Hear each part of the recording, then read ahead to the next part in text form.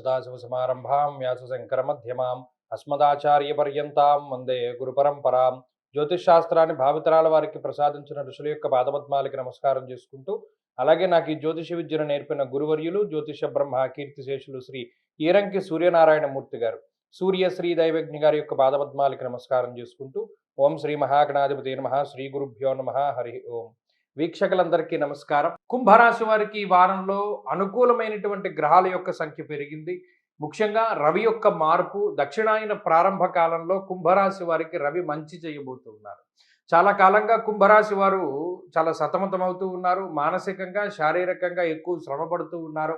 అవకాశాలు వచ్చినా దాన్ని వినియోగించుకోలేకపోతూ ఉన్నారు. బుర్ర సరిగా పనిచేయక ఎటు వెళ్ళాలో అనేటువంటి పరిస్థితుల్లో ఎక్కువ నిరీక్షణ చేస్తూ ఉన్నారు. ఇటువంటి పరిస్థితుల్లో షష్ఠేరవం సుసౌఖ్యాదిన్ యత్ర కార్యార్థ సాధనం అనేటువంటి శాస్త్రవచనం ప్రకారం 6వ స్థానంలో ఉన్నటువంటి రవిగ్రహం, 6వ స్థానం నుండే సంచరిస్తూ ఉన్నటువంటి చంద్రగ్రహము, అలాగే ఈ రాశి వారికి ప్రత్యేకించి ఉన్నటువంటి బుధ బలము, ఈ 3 గ్రహాల యొక్క బలం వల్ల ఈ వారంలో సుసౌఖ్యాదిన్ సౌఖ్యవంతమైనటువంటి రోజుల్ని అనుభవిస్తారు.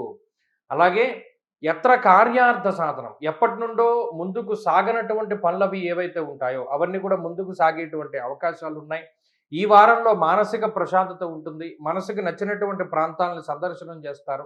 నచ్చినటువంటి వ్యక్తులతో మాట్లాడుతూ ఉంటారు. అలాగే మానసిక సంఘర్షణలన్నీ కూడా తొలగిపోతూ ఉంటాయి. ముఖ్యంగా జీవిత భాగస్వామికి సంబంధించిన విషయాలు, లేదా సంతానము, ఉద్యోగము, లేదా కుటుంబ సభ్యులకి సంబంధించినటువంటి విషయాలన్నీ కూడా చాలా అనుకూలంగానే గోచరిస్తూ ఉన్నాయి. కాబట్టి కుంభరాశి వారికి ఈ వారం నుండి కొంత మంచి సమయం ప్రారంభమైనది.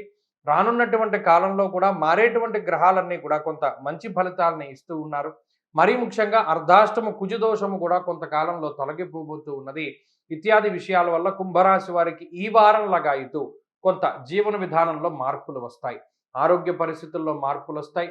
ఆర్థిక పరిస్థితుల్లో మార్పులు వస్తాయి. కాబట్టి ఈ వారంలో మరిన్ని శుభ ఫలితాలని కోరుకునేటువంటి వారు ఎక్కువగా ఈ రాశి వారు ఏం చేయాలి అంటే, శనేశ్వర రాహుగ్రహాల తాలూకు పీడని పోగొట్టుకోవడానికి కాలభైరవాష్టకాన్ని పారాయణ చేస్తూ ఉండడం చెప్పదగినటువంటి సూచన. ఈ వారంలో కలిసి వచ్చేటువంటి రోజు ఆదివారంగా చెప్పవచ్చును. అదృష్ట సంఖ్య 1, అదృష్ట వర్ణము ఎరుపు. తదుపరి మీనరాశి.